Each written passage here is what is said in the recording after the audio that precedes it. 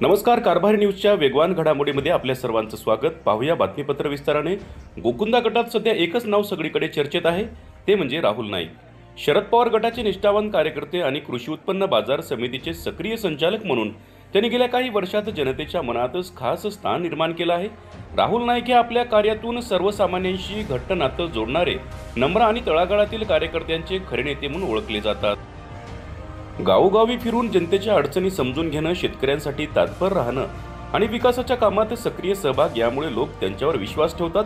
गोकुंदा गट हा जिल्हा परिषदेसाठी सर्वसाधारण गट म्हणून जाहीर झाल्यानंतर स्थानिक मतदारांमध्ये आता एकच मागणी उठली आहे। यावेळेस गोकुंदा गटातून राहुल नाईक यांनीच उमेदवारी करावी। पक्षाने संधी दिल्यास संधीचं सोनं करून दाखवू असा आत्मविश्वास त्यांनी आमच्या संपादकाकडे बोलताना व्यक्त केला आहे। गोकुंदा गटातच नव्हे तर संपूर्ण किनवट तालुक्यात राहुल नाईक यांच्या कार्याचा ठसा उमटलेला आहे।